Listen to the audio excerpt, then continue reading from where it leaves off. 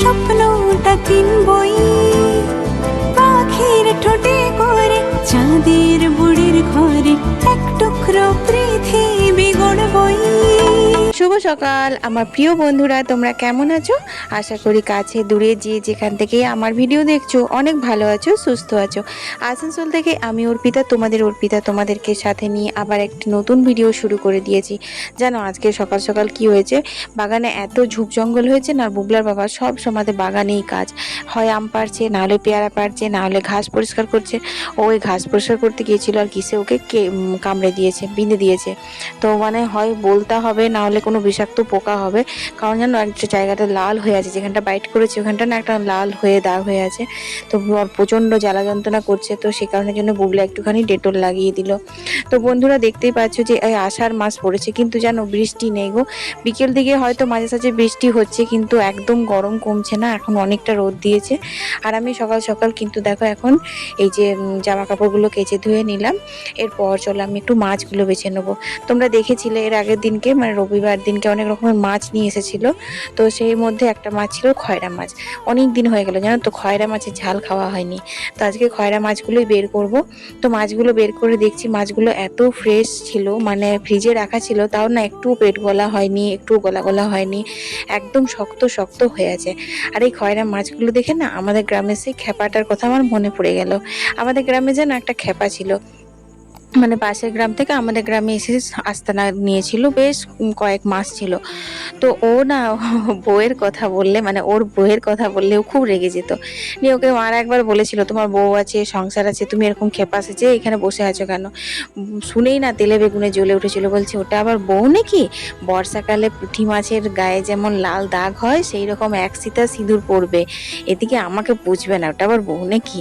তো সেইটা আমি মাকে জিজ্ঞেস করেছিলাম, তখন মা বলেছিল বর্ষাকালে পুঁটি মাছের পেটে ডিম ভরা থাকে আর মাঝখানে একটা লম্বা দাগ হয় লাল রঙের। তো সেই দাগটা ওর মা বউয়ের কপালের সিঁদুরের সাথে তুলনা করছিল। তো সেই সব কথা মনে মনে করছিলাম, বুবলার বাবাকে বলছিলাম আর হাসি মজা করছিলাম, আর মাছগুলো বেছে ধুয়ে নিচ্ছিলাম। তা ধোয়ার পরে চলে এলাম এখানে ট্যাঙ্কিটাই দেখতে, যে রিজার্ভারে আর কি, যে কতটা জল আছে না আছে। আর মা এখানে সবজি কাটতে বসে গেছে। আমার বাবা এসেছিল না, তখন একটা কুমড়ো এনেছিল, ঠাকুর সেবার দিনে অর্ধেকটা হয়েছিল আর আজকে না অর্ধেকটা কাটছে। কুমড়োটা এত ভালো ছিল, একদম কষতে কষতে গলে একদম জল। কিনবই পাখির ঠোঁটে করে চাঁদের বুড়ির ঘরে এক টুকরো পৃথিবী গড়বই। আমি যদি মেঘ হয়ে বৃষ্টি হবে তুই ঝরবো একসাথে দুজন। কনক আগুন, কনক আগুন। তো বন্ধুরা আজকে দেখো ব্রেকফাস্টে অনেক কিছু রয়েছে। ওই যে অম্ববতীর জন্য যে খাবার দাবারগুলো করেছিলাম ফ্রিজে রাখা ছিল, তো সেগুলো সব বের করে দিয়েছি আজকে। তো এখানে মটর পনির আছে, তারপর সুজি করেছি, লুচি করেছি, আর রসমালাই নিয়ে এসেছিল বুবলার আবার ফেভারিট মিষ্টি হচ্ছে জানো তো এই রসমালাই। তো মায়ের জন্য মিষ্টি আনতে বলেছিল ওর বাবা, ও নিজের ফেভারিট মিষ্টি রসমালাই তারপর পান্তুয়া ওই দুটোই নিয়ে এসেছে, ওইগুলো ওর খুব ফেভারিট। তো দেখো এখানে ওকে দিয়ে দিলাম। আর আমি আজকে দুধটা বসিয়ে না একদম একটুখানি রাবড়ি করে নিয়েছিলাম, মানে করে নিয়ে হয়ে গেছিল। দুধটা সিম করে বসিয়ে আমি কিছু একটা কাজ করছিলাম, এসে দেখি দুধটা একদম পুরো হয়ে গেছে। এটা তো কেউ খাবে না, তাই আমি একটুখানি চিনি দিয়ে খেয়ে নিলাম। তারপর চলে এলাম এদিকে সবজি কাটা হয়েছে সেগুলো ধুতে। আজকে ভেন্ডি আলু ভাতে করব, মানে ঢেঁড়স আলু ভাতে, আর করলা দিয়ে তিল করলা হবে, বরবটি আলু ভাজা হবে, সেটা হচ্ছে রাত্রের জন্য। আর হবে কুমড়ো, কচু কুমড়ো, পুঁই শাক, তারপর ছোলা, এসব দিয়ে একটা ঘন্টার মতন হবে। তো দেখো ভাতের জলটাও এখানে বসিয়ে দিয়েছি, আর দেখো এখানে চালটা আমি ধুয়ে নিচ্ছি। তো চলো ভাতটা বসিয়ে দিই, তারপর বাকি কাজগুলো সেরে নেবো। এই যে মেলেছি এই পাখনা, প্রেশারের ঢাকনা থাকনা, বাজুক না বেল শুরু হয়ে যাক, খেল জীবনটা পাল্টে যাক না। রোজকের গিন্নি, রোজকের গিন্নি, তেল নুন কড়াই প্রতিদিন লড়াই, আজ ঘুচে যাক না। ডাস্টিং ইস্ত্রি গ্যাস ধোপা মিস্ত্রি, মন ভুলে থাকে না। রোজকের গিন্নি, রোজকের গিন্নি, রোজকের গিন্নি। উত্তর দিবস হাতে হাতে দশে দশ তাক লেগে যাক না। জীবনের গল্প হোক যত অল্প, খানিক বদলাক না। রোজকের গিন্নি,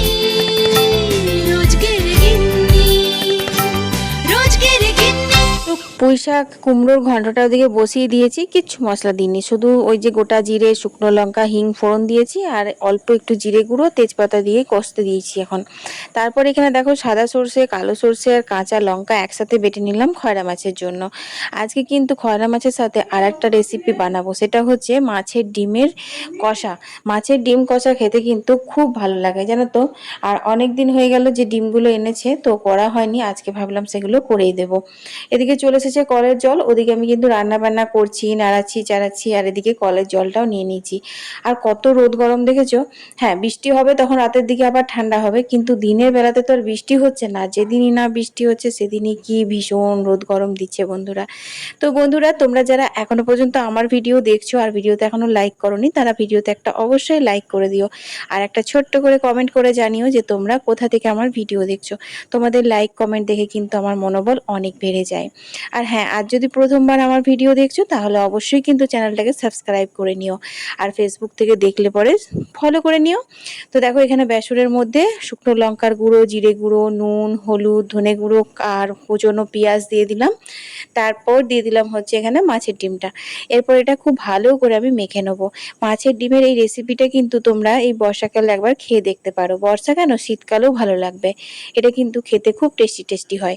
আর বুগলা চলে এসেছে ফোনটা নেওয়ার জন্য, তো বললাম দাঁড়া আমি এই রেসিপিটা ভিডিও করব, তুই আমাকে একটুখানি তাহলে রেকর্ডিং করবি, তারপরে কিন্তু ফোনটা নিবি। তো সেই সব নিয়েই তর্ক বিতর্ক আমাদের মা ছেলের মধ্যে চলছেই। তো দেখো রান্নাটা কিন্তু আমি একদম পুরোপুরি সর্ষের তেলে করব। তো সর্ষের তেল গরম হয়ে গেছে। এরপর কিন্তু আমি এগুলোতে ছোট ছোট করে বড়াগুলো তুলে নেব। তো একটু নরম করে মানে পাতলা করে মেখেছি, যেহেতু ডিমটা অনেকটা ছিল, বেসনটা খুব বেশি দিইনি। মাছের ডিমের বড়া বানালে না বেসনটা খুব বেশি যদি দেবে তাহলে কিন্তু স্বাদও হয় না আর খুব শক্ত শক্ত হয়ে যায়।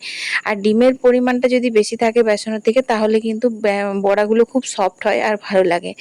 শুকনো যদি বড়া ভাজা খাওয়া হয় পোকোড়ার মতন, তাহলে কিন্তু ক্রিসমি করার জন্য অনেক কিছু আলাদা আলাদা করে আমি মিক্স করি, সেগুলো যেদিন বানাবো সেদিন শেয়ার করব।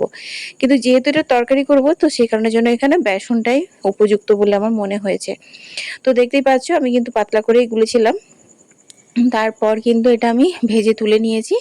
এরপর তেলের উপরে পেঁয়াজ, রসুন, আদা, টমেটো সমস্ত কিছু পেস্টগুলো ভালো করে কষিয়ে নিতে হবে সুন্দর করে। তারপর এক এক করে মশলা দেব। তো প্রথমে দিয়ে দিলাম স্বাদ মতো নুন, তারপর হলুদ, তারপর দিয়ে দিলাম অল্প একটু ধনে গুঁড়ো, অল্প একটু জিরে গুঁড়ো, আর ঝালের জন্য লালের জন্য শুকনো লঙ্কার গুঁড়ো। এই যেহেতু কষা করছি, এই কষা ব্যাপারটা মানেই কিন্তু একটু লাল লাল ঝাল ঝাল না হলে ভালো লাগে না। তো সেই কারণের জন্য আমি শুকনো লঙ্কাটাই দিলাম, তোমরা চাইলে কাঁচা লঙ্কা দিয়েও বানাতে পারো। তারপর কিন্তু আমি সুন্দর করে এটা কষিয়ে নিচ্ছি, দেখো যতক্ষণ না তেল ছেড়ে আসছে। তো তেল ছেড়ে আসার পর দিয়ে দিলাম মাছের ডিমের বড়াগুলো। বড়াগুলো দিয়েও কিন্তু খানিকক্ষণ কষিয়ে নেবো, যাতে বড়ার মধ্যেও নুন, ঝাল, মশলা সমস্ত কিছু ঢুকে যায়, বড়াটা যাতে একটুখানি সফট হয়।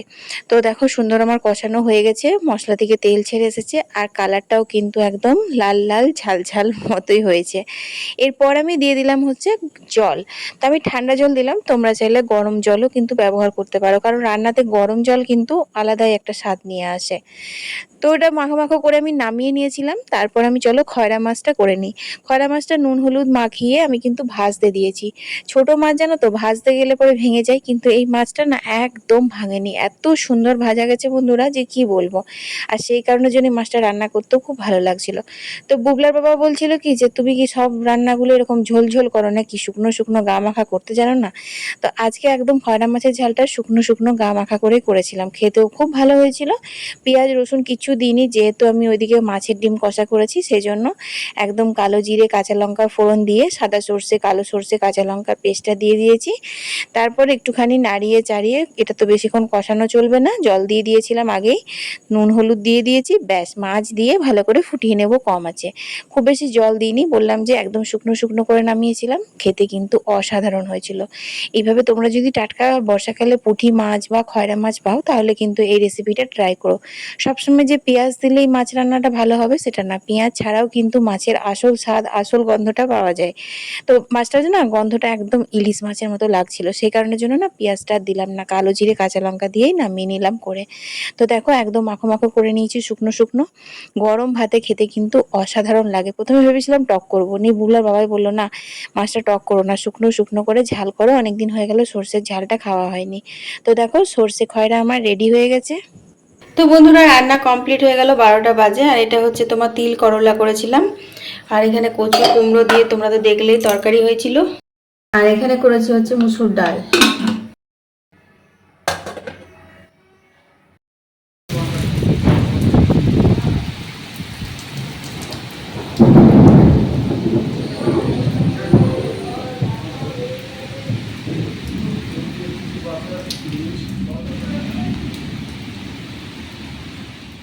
তো দেখো চারিদিক আকাশ একদম লাল, খালি বিদ্যুৎ দিচ্ছে, মেঘ ডাকছে, একটু বৃষ্টি হলো না, বিচ্ছিরি একদম হালকা ছিটে ফোঁটা দিয়েছে খালি, ব্যাস। দেখেছো, খালি বিদ্যুৎ দিচ্ছে আর মেঘ ডাকছে। শুভ সন্ধ্যা বন্ধুরা, অনেকটা সন্ধে হয়ে গেছে, এখন বাজে হচ্ছে 6:45। তো চলো সন্ধে দেবো। একটু বেরোলাম উঠোনটাতে, টিপ টিপ বৃষ্টি পড়ছে, মানে দেখতেই বেরোলাম যে মায়ের থান যেতে পারবো কি না সন্ধে দিতে। দেখছি টিপ টিপ করে বৃষ্টি পড়ছে, বিদ্যুৎও দিচ্ছে। তো চলো ঘরেই সন্ধেটা দিয়ে নিই। আর বুবলাকে তো অনেকবার ফোন করলাম, ও এখনও ফোন তোলেনি, কখন আসবে কি না আসবে সেটার জন্যই ভাবছিলাম। তো চলো ফোনটাতে একটু চার্জ দিতে।